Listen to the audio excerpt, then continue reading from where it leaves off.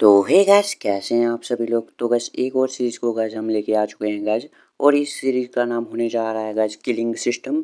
तो गाइस इसके एपिसोड 1 के साथ गाइस हम आ चुके हैं। तो गाइस एपिसोड की शुरुआत में हम देखते हैं गाइस एक जगह का सीन जिसका नाम होता है गाइस बीपिंग परफेक्चर आज अनसा टाउन कुछ। तो गाइस चाइनीज़ का नाम है गाइस कुछ। और अपने एमसी को देखते हैं, वो कुछ पैसे लेके जा रहा होता है। वो कहता है आंटी कुछ क्रीम पाउडर तो दे दो मेरे लिए। और तभी वो आंटी होती है कुछ जबरी सी, वो कहती है शियोंग, क्या तुम अपनी सिस्टर क्यों के लिए ले जा रहे हो क्या? ये तुम्हारा टेस्ट तो काफ़ी अच्छा है, वो काफ़ी ज़्यादा ब्यूटीफुल भी है। और तुम दोनों एक दूसरे के लिए बने हो। और तुम कब जाके शादी करने वाले हो? और अपने एमसी कहता है आंटी के वर्ड काफ़ी अच्छे हैं। और मैं ज़रूर शादी करूँगा जिन्नर से फ्यूचर में, और काफ़ी अच्छे अच्छे बच्चों को पैदा करूँगा। तो मैं चलता हूँ। और हम देखते हैं अपने एमसी वहाँ से चल पड़ता है। और जो दादी जैसी होती है वो कुछ सोचती है कितना अच्छा बच्चा है। लेकिन कितनी बुरी बात है, इसकी दादी माँ मर गई 2 साल पहले। और फिर अपने एमसी को देखते हैं हम, वो कहता है कि मेरा नाम जूक सियोंग है, मैं 8 साल पहले यहाँ पे टाइम ट्रैवल करके आया हूँ। ये मिंग डायनेस्टी है और यहाँ पे मैंने एक छोटे से शराब की दुकान खोली है एक टाउन में। ये दुकान मेरी दादी के द्वारा छोड़ी गई थी, इसके लिए मेरे लिए एकदम ट्रेजर है। और हम देखते हैं अपने एमसी एक दिन एक लड़की को बजाता है जिसका नाम जिंदर जैसा होता है। और कुछ वो 2 सालों से एक साथ रह रहे हैं। लेकिन इस लड़की ने कभी भी इसके फैमिली के बारे में अपने एमसी को नहीं बताया। और अपने एमसी घर आ जाता है, वो कहते हैं जिन्नर मैं तुम्हारे लिए क्रीम पाउडर लेके आया हूँ, लेकिन बाहर नहीं आती है। तो अपने एमसी सोचते कितनी स्ट्रेंज है, ऐसे तो बाहर आ जाती थी मेरा नाम सुनते ही, मेरी आवाज़ सुनते ही। और हम देखते हैं जिन्नर अंदर कमरे जैसे हॉल में बैठी हुई होती है। और अपने एमसी कहते क्या हुआ? वो कहते कुछ नहीं, मेरी फैमिली वालों ने मेरे को ढूंढ लिया और मेरे लिए वो लेने आ रहे हैं मेरे को वापस घर को। और अपने एमसी कहते हैं ये तो काफ़ी अच्छी चीज़ है, तुम अपनी फैमिली से फिर से मिल सकती हो। जिन्नर कहती है आप समझ नहीं रहे हैं ब्रदर, फ्यूचर में शायद हम मिल नहीं सकते हैं, तो आप मेरे साथ आज कुछ भी कर सकते हैं। और अपना एमसी कहते तुम क्या बात कर रही हो, अभी तक हमने शादी नहीं किया है और हम ये सब नहीं कर सकते हैं जब तक हम शादी ना करें। तो वो कहते नहीं, तब तक के लिए काफ़ी ज़्यादा लेट हो जाएगा।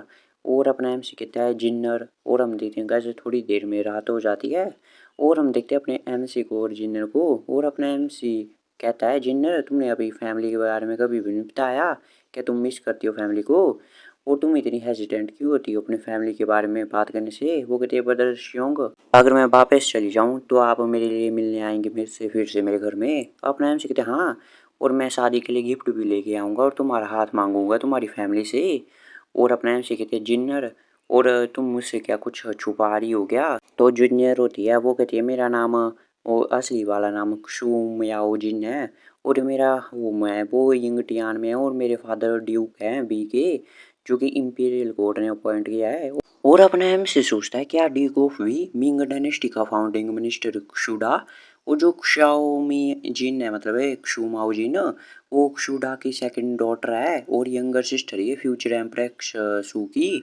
और तभी ये कहती है जिन्नर कि मेरी एल्डर सिस्टर की शादी हो गई थी बीपिंग में, और मैं वहाँ से भाग आई थी क्योंकि कुछ ट्रबल हो चुका था, और फिर मैं तुमसे मिल गई और मैं तुम्हारे साथ ही रहना चाहती हूँ पूरी ज़िंदगी। लेकिन आज ही सुबह मेरे जो 2 एल्डर ब्रदर हैं उन्होंने मेरे को ढूंढ लिया और उन्होंने बताया कि मेरे फादर है वो काफ़ी ज़्यादा बीमार है और वो मुझसे मिलना चाहते हैं, तो इसलिए मैं मना नहीं कर पाई। और मैं भी उन्हें 2 सालों से मिस कर रही हूँ और मैं भी वापस जाना चाहती हूँ, लेकिन मुझे डर है कि मैं वापस से नहीं आ पाऊँगी। और ब्रदर शियोंग, तुम्हें मेरे को ढूंढने के लिए आना पड़ेगा। और अपना एमसी कहता है जिन्नर सुनो, और मैं तुम्हें कभी भी नहीं छोड़ूंगा। और मैं जूक शियोंग एक ऐसा बंदा नहीं है जो कि अपनी जो बीवी है उसे फोर्स करे फैमिली और पति के बारे में चुनने के लिए एक चीज़ को। और मैं फाइट करूंगा सोशल स्टेटस के लिए जो कि तुमसे मैच करे तुम्हारी फैमिली से। और फिर मैं पूरे ग्रैंड मैनर से तुम्हारे साथ शादी करूंगा मतलब, और तुम्हें शादी करके ले जाऊंगा। और हम देखते हैं अगले दिन शायद यहाँ पे कुछ लोग आते हैं घोड़े पे सवार होके, तो गाइस ये जिन्नर के भाई होंगे। वो तभी आसपास के लोग कहते हैं यार ये तो कुछ अमीर फैमिली से लगते हैं, ग्रेट फैमिली से, और ये शियोंग के घर की तरफ क्यों जा रहे हैं? और उस वो तो दादी के साथ ही रहता है जब से वो पैदा हुआ है, और मैंने कभी सुना भी नहीं उसके कुछ रिलेटिव हैं। और इनके फ्लैग पे देखो शू लिखा है कि ये लेडी जिन्नर की फैमिली तो नहीं है। और अपना एमसी भी आ जाते हैं इन्हें ग्रीट करने के लिए जिन्नर के साथ। वो कहता है आपको इतने ट्रबल करने के लिए थैंक्स है कि आप यहाँ तक आए। आइए मैंने आपके लिए लंच प्रिपेयर किया है। हम देखते हैं कुछ नहीं बोलते और अपने एमसी भी चुप रहता है। और हम देखते हैं जो शू झैंग झाओ होता है कुछ फोर्थ सन शूडा का, वो कहते हमें इसकी ज़रूरत नहीं है।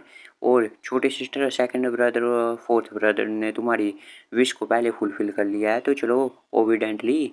वो कहती है ठीक है मैं चलती हूँ। और अपने एमसी को वो कहती है गले रखते हुए ऐसे देख लो कि ब्रदर क्षयोंग आपको मेरे को ढूंढने के लिए आना पड़ेगा, मैं आपका वेट करूँगी। और जो अपने एमसी होता है वो कहते हैं हाँ तुम चिंता मत करो, मैं तुम्हें लेने के लिए आ जाऊँगा 1 साल के अंदर ही, तुम जाओ और बस अपना फुलफ़िल करो अपनी डॉटर होने का धर्म कुछ। और तभी हम देखें फोर्थ ब्रदर को वो ऐसे चुटकी बजाता है। वो कहते हैं मैंने सुना कि 2 साल से तो हमारी लिटिल सिस्टर तुम्हारे साथ रह रही है और तुमने उसकी जान बचाई थी और इसका हमें ऊपर कर्ज है, इसलिए हमने तुम्हारे लिए यहाँ पे हाई क्वालिटी के सिल्क लाए हैं यहाँ पे 100 बैचेज में। और यहाँ पे कुछ पैसे भी हैं बहुत सारे। और अपने एम से कहते हैं इन्हें वापस ले लीजिए, मैंने इन जिन को इन सबके लिए नहीं बचाया था। मैं एक दिन आऊँगा और दहेज लेके शादी का हाथ मांगूंगा जिन्नर का आपकी फैमिली से। तभी हम देखते हैं जो फोर्थ ब्रदर होता है वो कहता है बच्चे मेरी बात सुन, क्या नॉनसेंस से बात कर रहे हैं, तेरे को समझ में नहीं आ रहा है। और जिन्नर की तुम्हारे खिलाफ मतलब तुम्हारे लिए कुछ अच्छी फीलिंग होगी, लेकिन तुम बस एक मर्चेंट है जिसकी जो आइडेंटिटी है वो मेरी लिटिल सिस्टर के बराबर कुछ भी नहीं है। मैं एडवाइज करूँगा कि जो भी तेरी चालाकी है वो अपने दिल में रख और इन गिफ्ट्स को ले ले और इस मैटर का यहीं पे एंड कर। और अपने एम से कहता है इन सब का ये मतलब है तो मैं इन गिफ्ट को जरूर लूँगा और मैं जिन रुपये का भी गिव अप नहीं करूँगा। इन चीज़ों को ले और यहाँ से निकल जाओ। तभी हम देखते हैं जो फोर्थ ब्रदर होता है वो कहता है तुम मरना चाहता है क्या, और अपनी तलवार को निकाल देता है अपने एमसी के सामने कर देता है। लेकिन हम देखते हैं अपना एमसी टस से मस नहीं होता है। और तभी फोर्थ ब्रदर कहता है मेरी जो शू फैमिली है वो ड्यूक की फैमिली है, तू एक मर्चेंट है कोई एक कॉमनर, और तेरी हिम्मत भी कैसे हुई, और तुम हमारी काइंडनेस है उसको अप्रिशिएट नहीं कर रहे हो, हमारे कदमों पे आगे झुक जा मतलब नील कर यहाँ पे। और अपने एम्स कहते हैं फ्यूचर में जब मैं तुम्हारी डोर पे आऊँगा दहेज के साथ है तो तुम्हारी फैमिली मेरे को वेलकम करोगी और तुम्हारे बाद तुम तो ये डिजर्व नहीं करोगे। और हम देखते हो वो तलवार चला देते हैं पीछे दीवार पे जाके लगती है। और ये कहता है अपना फोर्थ ब्रदर मैं डिजर्व नहीं करूँगा, मैं तुम्हारे पैर ही काट दूंगा, फिर देखते हूँ क्या करता है तू। तब यहाँ पे सेकंड ब्रदर आ जाता है वो कहता है वेट करो फोर्थ ब्रदर। फोर्थ ब्रदर कहता है सेकंड ब्रदर इस बच्चे को समझ में नहीं आ रहा है, एक मर्चेंट है और हमारी काइंडनेस को अप्रिशिएट नहीं कर रहा है और प्रिटेंड कर रहा है बहुत ही डिग्निफाइड होने का। तभी ये कहता है फोर्थ ब्रदर आप ही छट जाओ। और ये आगे आता है वो कहता है जूक श्योंग तुम और मेरी लिटिल सिस्टर काफ़ी समय से एक दूसरे के साथ है और तुम लोग यंग हो और तुम्हारी फीलिंग तो होना आम सी बात है, लेकिन तुम्हें ये भी पता होना चाहिए कि स्टेटस है वो शू फैमिली का वो तुमसे काफ़ी ज़्यादा ऊपर है, हेवन और अर्थ के बराबर है। और हमारी लिटिल सिस्टर शादी करेगी किसी जनरल और चांसलर से और प्रिंस या ग्रैंड प्रिंस से, तुम्हारे साथ तो इम्पॉसिबल है। तो ये शू फैमिली का ये शू युंग होता है जो कि सेकंड सन होता है शूडा का, वो कहते तुम सेंसिबल हो तो तुम्हें हमारी काइंडनेस को अप्रिशिएट करना चाहिए। और इसके बारे में भी सोचो हमारी लिटिल सिस्टर शादी नहीं की है वो तुम्हारे साथ 2 साल तक रही है, तो हमारी लिटिल सिस्टर की रेपुटेशन भी ख़राब हो सकती है अगर ये बात बाहर गई। और मेरे को बताने की कोई ज़रूरत नहीं कि क्या क्या हो सकता है। तो अपना एमसी कहता है क्या तुम मेरे को धमकी दे रहे हो क्या। तभी सेकंड ब्रदर कहता है ये धमकी हो या ना हो ये तुम पे डिपेंड करता है, और मैं होप करता हूँ कि हम लास्ट बार मिल रहे हैं एक दूसरे से। और ये हम देखते हैं घोड़े पे जो होता है वो बैठने लग जाता है और वो जाते हुए कहता है अपने एमसी से कि जो ये गिफ्ट्स हैं शू फैमिली के इनको हम वापस नहीं लेते, जो कि हम एक बार दे देते हैं, तुम इन्हें कैसे भी हैंडल कर सकते हो चाहे तुम फेंकने या रखने कुछ भी। और हम देखते हैं ये यहाँ से निकल जाते हैं और यहाँ पे सब कुछ चुप होते हैं और अपने एम से भी एकदम चुपचाप खड़ा होता है। तभी हम देखते हैं जो विलेजर होते हैं वो आ जाते हैं और आंटी कहती है लीडर श्योंग क्या तुम ठीक हो क्या, और क्या तुम्हें कुछ मुसीबत में हो क्या। और दूसरा कहता है ब्रदर श्योंग हमें बताओ हम सॉल्व कर देंगे।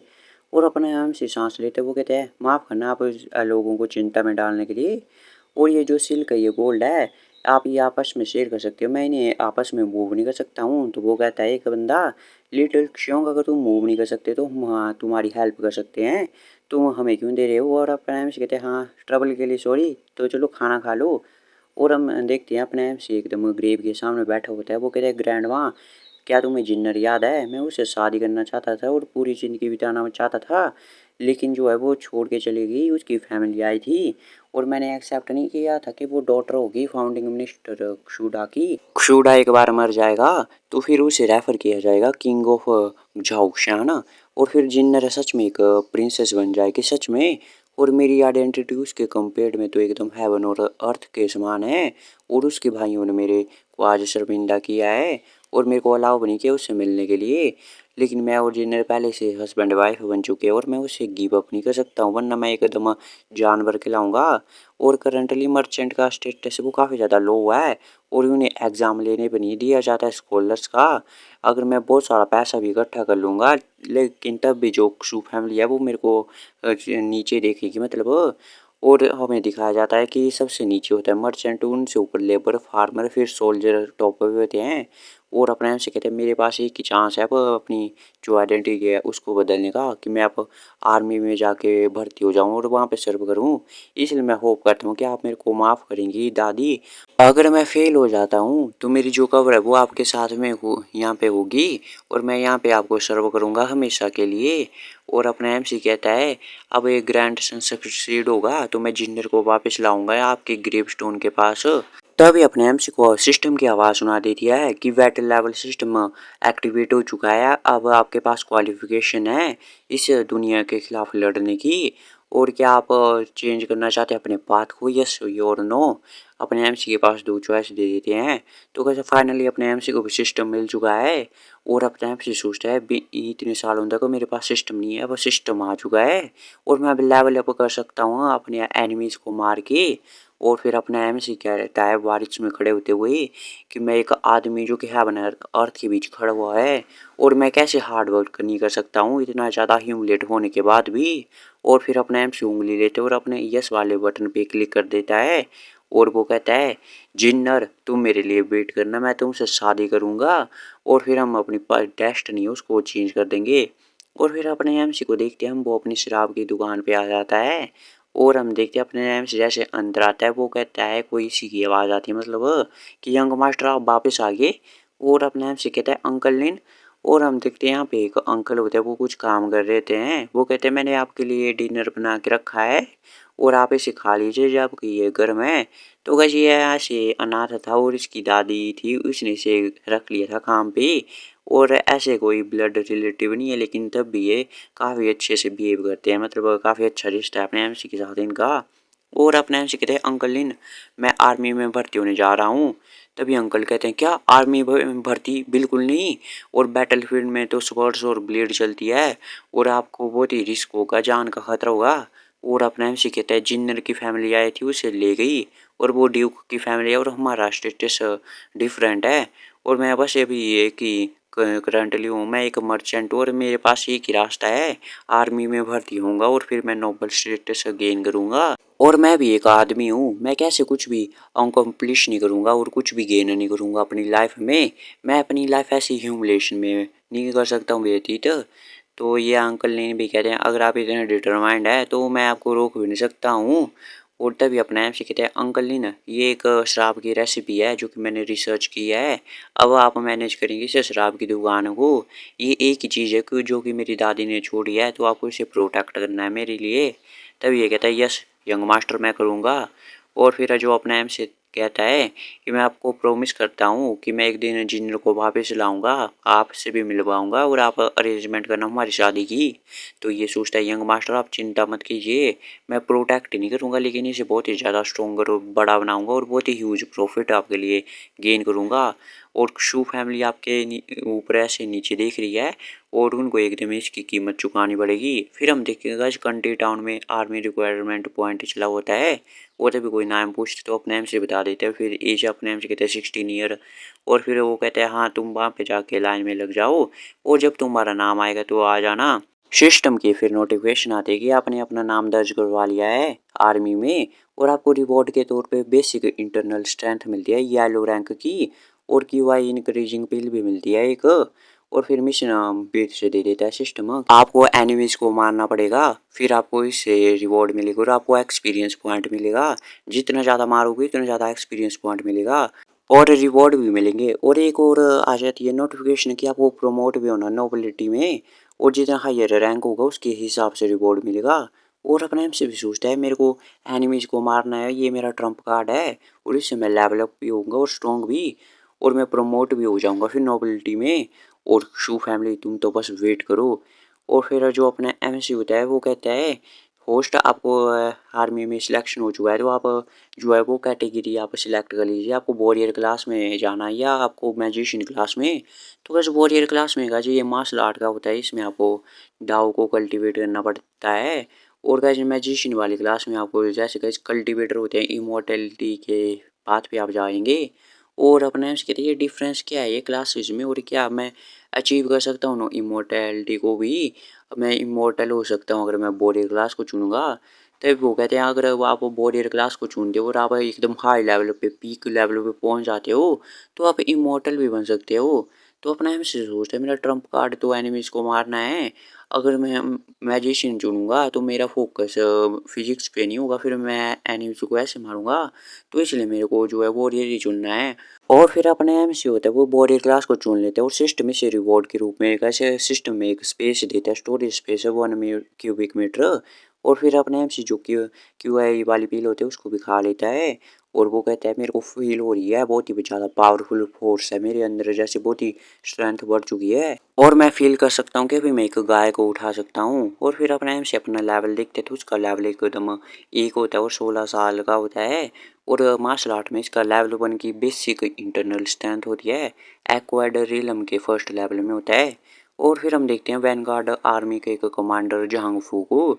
और हम देखते हैं ये कहता है कि आज लास्ट डे था आर्मी का रिक्वायरमेंट का, कैसा गया। तो ये कहता है रिपोर्ट किया जा रहा है हमने जो रिक्वायरमेंट है वो अच्छे से कर ली है और 80,000 लोगों को कर लिया है, हमारा गोल फिर सिर्फ 50,000 का था। तब ये कहता है कुछ भी हो ये ज़्यादा लोग होने से ज़्यादा नहीं होता है। और ऐसे भी अगर ये एकदम यूजलेस होंगे तो ये हमारे सोल्जर पे बर्डन पड़ेंगे। एक वीक लाए तो बहुत ज़्यादा हॉरिफाइंग होता है एक स्ट्रॉन्ग एनिमी से। तो हमें अभी चेक करना है पता नहीं कितने ज़्यादा यूजलेस होंगे इसमें से वो कितने ज़्यादा यूजफुल। तो वो कहते हैं हाँ यस कमांडर। तो वो कहते हैं 80,000 पीपल है ना, और पता नहीं इतने में इनमें से कितने ज़्यादा इलाइट हमें मिल सकते हैं। तो वो कहता है तब ये कहता है जाओ इनको आर्मी के कैंप में इकट्ठा करो। तो वो कहता है यस। फिर हम देखते हैं सभी इकट्ठा हो जाते हैं और ये कहता है तुम ये मत सोचो अगर तुमने यहाँ पे एनलिस्ट कर लिया है अपना नाम दर्ज करवा लिया है तो तुम बन चुके हो। वो जो एक सोल्जर होता है वो बहुत ही जान का रिस्क खतरा उठाता है आर्मी को मारने के लिए। अगर तुमको पास होना है तो पहले तुम्हें इस जो यहाँ पे एक होता है जिसने रखा हुआ एक पत्थर की तरह कुछ मटका सा कि तुम्हें इसे 5 ब्रीथ तक उठाना है। अगर तुम इसे उठा नहीं पाए तो तुम गेट रोस्ट हो जाना और तुम्हारे जैसे लोगों की जरूरत नहीं आर्मी में। तभी लोग कहते यार कितना बड़ा है क्या इसे कोई उठा भी सकता है ये तो 100 kg के आसपास है। तभी वो कहते यार पता नहीं मैं तो बेरली उठा सकता हूँ इससे शायद। और तभी हम देखते हैं एक बंदा होता है यहाँ पे आर्मी का, वो कहता है सभी लोग लाइन में लग जाओ मैं नाम बुलाऊंगा तो सामने आ जाना। तो हम देखते हैं कि लाइन में आने लग जाते हैं और एक एक करके उठाने लग जाते हैं। तो हम देखते हैं जो पहले वाला होता है वो उठा लेता है बड़ी मुश्किल से, तो ये गिन रहा होता है 4 ब्रीथ 5 ब्रीथ और वो कहता है क्वालिफाइड। और फिर वो नेक्स्ट वाले का नाम बोला आता है तो वो तो उठा नहीं पाता है और फिर अपने एम से का नाम लिया जाता है। और जो अपने एम से कहता है हाँ आ गया। और फिर अपने एम से होता है वो भी इस मटके की तरफ दिखता है और वो सोचता है ये इतना बड़ा स्टोन है क्या मैं ये उठा भी पाऊंगा कैसे अपनी स्ट्रेंथ से। तभी पीछे से कहता है बच्चे तुम ज़्यादा जोर मत लगाना क्या पता तुम इंजर्ड हो जाओगे। और अपना एम सी होता है वो इसकी बात पे ध्यान नहीं देता है और अपना फोकस करता है और गैस एक ही हाथ से उठा लेता है इस बड़े से पत्थर वाले मटके को। और बाकी के लोग देखिएगा चौंक जाते हैं, वो कहते क्या इसके पास तो गैस मसल भी नहीं दिखता है कितना ज़्यादा स्ट्रॉन्ग है ये, क्या मेरी आंखें क्या धोखा खा रही है और क्या गैस ये सच में ह्यूमन भी है क्या ये। और अपने आप से सोचता है मैंने सोचा नहीं था मेरी इतनी स्ट्रेंथ बढ़ जाएगी और मैं तो इसकी तरह एक और उठा सकता हूँ और मैंने अपनी पूरी स्ट्रेंथ का यूज नहीं किया है। और ये तो बस मैं अभी लेवल 1 पे हूँ और मैं इतना ज़्यादा ऑसम बन चुका हूँ। तभी अपने आप से कहता है कि मेरा टाइम हो चुका है क्या। तभी वो कहते हैं हाँ हाँ तुम पास हो चुके हो। और अपना एमसी कहता है कि मैं इतने से बेड से इंजर्ड नहीं हो सकता हूँ और ये तो मेरे लिए कुछ भी नहीं था, आपको चिंता करने की कोई ज़रूरत नहीं है। और तभी अपने एमसी को किसी की आवाज़ आती है, वो कहते रुको। और हम देखते हैं कि यहाँ पे कमांडर आ जाते हैं। तो जो अपने एमसी होते हैं बाकी के लोग भी वो कहते हैं हम ग्रीट करते हैं कमांडर को। और अपना एमसी कहते हैं आपको कुछ चाहिए। तो वो कहते हैं तुमने अभी से उठा लिया और तुमने अपनी पूरी स्ट्रेंथ का भी यूज नहीं किया, तो मैं जान सकता हूँ क्या तुम कितने ज़्यादा स्ट्रॉन्ग हो। और तभी अपना एमसी कहता है अगर मैं ज़्यादा स्ट्रॉन्ग हुआ तो मेरे को कौन सी पोजीशन मिल सकती है आर्मी में। तो वो कहते हैं अगर तुम स्ट्रॉन्ग हुए तो तुम आर्चर स्क्वाड को भी ज्वाइन कर सकते हो। और अपने आप से सोचते हैं आर्चर स्क्वाड ये तो फ्रंट लाइन पे होती है और ये बहुत ही ज़्यादा लोगों को मारते हैं। मतलब गाइस इनका सीधे सीधे मारने का ये काम होता है। तो अपने आप से होता है वो एक पत्थर को उठाता है और फिर जो दूसरा होता है उसको भी उठा लेता है अपने हाथ से। और अपने आप से कहता है कमांडर अगर क्या मैं क्वालिफाई हो चुका हूँ क्या आर्चर स्क्वाड को ज्वाइन करने के लिए इस स्ट्रेंथ के साथ। तो वो कहते हैं हाँ तुम हो तो चुके हो और तुम काफ़ी ज़्यादा स्ट्रॉन्ग हो, लेकिन तुम्हें कोई प्रॉब्लम नहीं होगी आर्चर स्क्वाड को ज्वाइन करने के लिए। लेकिन वो कहता है लेकिन मैं तुम्हें एक बेटर चॉइस देना चाहूँगा, क्या तुम मेरी प्रोटेक्शन स्क्वाड को ज्वाइन करना चाहोगे क्या। और जब बाकी के लोग ये सुनते क्या कोई कहता है ये जो कमांडर है इसका जो मेरे को बैकग्राउंड है वो ज़्यादा सिंपल नहीं है, एक नया रिक्रूट है और इसको चांस मिल रहा है प्रोटेक्शन स्क्वाड को ज्वाइन करने का और इसका लक तो काफ़ी अच्छा है। तभी दूसरा कहता है यार मेरे पास भी ऐसी स्ट्रेंथ होती तो भी था, इतनी अच्छी सैलरी होती है और कमांडर को ही प्रोटेक्ट करना होता है लेकिन बैटल फील्ड पे भी जाना होता है। तो अपने एमसी कहते हैं मैं आपकी काइंडनेस को अप्रिशिएट करता हूँ लेकिन मैं आर्चर स्क्वाड को ज्वाइन होना करना चाहता हूँ और बैटल में जाके एनिमीज को मारना चाहता हूँ मैं। तो मेरी इस फुल कीजिए इस विश को। कमांडर कहता है बाकी के लोग अवॉइड करना चाहते हैं बैटलफील्ड को लेकिन तुम जाना चाहते हो। और अपने एमसी कहता है कि मेरे को नोवेल्टी का स्टेटस चाहिए और मैं सबके ऊपर खड़ा होना चाहता हूँ इसलिए। तभी जो कमांडर कहता है वो कहते हैं अरे यार तुम तो काफ़ी अच्छे हो और तुम एकदम ग्रेट फाइटर बनोगे एक ग्रेट मैन मिंग डायनेस्टी के। तभी वो किसी को ऑर्डर देते हैं, वो कहते हैं आज का नाम दर्ज कर लो। और अपने एमसी को कहता है तुम्हारा नाम जूक श्योंग है ना, मैं याद रखूंगा। हमारी बीपिंग आर्मी सभी तरह के मेरिट्स देती है, अगर तुम अच्छे से काम करोगे तो तुम नोबल्टी वाले स्टेटस को भी अचीव कर सकते हो। तो वो कहते हैं थैंक्स कमांडर। तो अपना ये कहते हैं कमांडर तो चलो जो क्वालिफाइड है उनको रखो और बाकी को निकाल दो। तो वो पीछे से कहते हैं यस सर। वो तो बाकी के लोग कहते हैं यार अगर हम भीख भी मांगे तभी भी हमें पर्सन गार्ड की पोजीशन नहीं मिलेगी और इसने रिजेक्ट कर लिया। ये इतना यंग है और ये इतना ज़्यादा इग्नोरेंट है। और कमांडर झांग फू ने खुद इसे कहा था लेकिन इसने अपॉर्चुनिटी का फ़ायदा ही नहीं लिया और अपने आप से सुनता है कमांडर झांग फू। और वो अपना से सोचता है कि इसके बारे में कमांडर कि इसने ये तो बहुत ही अच्छा एकदम कमांडर था। और हमें अपना एम से बताता है इसके बारे में कि झांग फू एक ग्रेट मिनिस्टर था और बहुत ही ज़्यादा आउटस्टैंडिंग सर्विस थी इसकी। और इसने जिंगनान रिबेलियन हुआ था उसमें भी काफ़ी अच्छा काम किया था। अभी करंटली 23rd ईयर चला है और जो क्राउन प्रिंस है वो 2 साल में पता नहीं बीमारी से मारा जाएगा। और फिर जो जिंगना रिबेलियन होगा जस्ट की हिस्ट्री में का है और फिर इम्पीरियल थ्रोन के लिए लड़ाई लग जाएगी। और फिर अपना एमसी बताता है कि अब मैंने बीपिंग आर्मी को ज्वाइन कर लिया है और मैं मैरिट्स को इकट्ठा करूँगा एकदम नोबल स्टेटस पा लूँगा और फिर जो शू फैमिली है वो मेरे ऊपर नीचे नहीं देखेगी ऐसे। और फिर गाइस हमें बताया जाता है यहाँ पे इंपीरियल सिटी का सीन दिखाया जाता है और फिर हमें यहाँ पे दिखाया जाता है यहाँ पे एम्परर को जिसका नाम जू यान झांग होता है। और इसके सामने हम देखते हैं यहाँ पे क्राउन प्रिंस को। वो कहता है फादर जो कि मिनिस्ट्री ऑफ जस्टिस है उसने पूरी इन्वेस्टिगेशन कर लिया है हु वीयोंग के ऊपर। और ये जैसा कि इंफॉर्मेशन आपको मिली थी ये काफ़ी ज़्यादा डोमिनेटिंग है और रूल्स को अपनी मानता है इम्पीरियल कोर्ट की। और ये बहुत ही सीक्रेटली अलायंस है इसकी बीयूआन और कंट्री वो के साथ और ये रिबेलियन करना चाहता है। और जो लूजोंग टैंग शैंग और बहुत सारे नाम लेते हैं ये भी इसके साथ ही है। इम्पीरियल फादर जो इतने सालों तक हमें चारा डाला था अब उसमें मछली फंस चुकी है और हम सक्सीड होने वाले हैं। तभी इम्पीरियल फादर कहते हैं जो कि हु भी योंग है वो बास्टर्ड क्या सोचता है कि उसे कोई टच नहीं कर सकता है, मैंने इतने साल उसे टॉलरेट किया बस मैं एक अपॉर्चुनिटी देख रहा था और अब वो प्लानिंग कर रहा है एक रिबेलियन की। और फिर हम देखते हैं इम्पीरियल फादर कहता है जो भी उससे रिलेटेड है और हु भी योंग के में इस केस में सबको पब्लिक में मार दो उसको एग्जीक्यूट कर लो सर से दर्द अलग कर लो। जो क्राउन प्रिंस होता है वो कहता है इम्पीरियल फादर इस केस में तो 10,000 लोग हैं तो क्या सबको एग्जीक्यूट कर लें। तभी एम्परर चिल्ला के कहता है ये पनिशमेंट मिलती है रेबेलियन की और ग्रेट मिंग डायनेस्टी के रूल क्या ऐसे ही हैं बावर, तुम भी एम्परर बनने वाले हो तुम ऐसे फॉरगिव नहीं कर सकते हो और तुम बहुत ही ज़्यादा काइंड हो और इतने ज़्यादा काइंड नहीं बनना चाहिए। और वो कहता है बियॉन प्रीवियसली तो शूरा था उसने उन्हें क्रिपल कर दिया था, लगता है कि अब उन्हें कोई चॉइस नहीं फिर से उन्हें बिल्कुल ख़त्म कर देना चाहिए।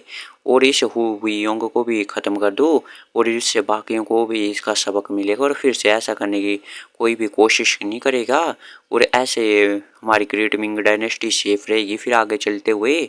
और एकदम ऐसे करना चाहिए हम। और तुम अपना टाइम लो, इसे प्रिपेयर करो सारी चीज़ों को अभी, और सारा जो फूड सप्लाई है वो सब कुछ B1 में जाके इकट्ठी कर लो और वो सारे आर्मी को डिस्पैच करो और ख़त्म कर दो B1 को।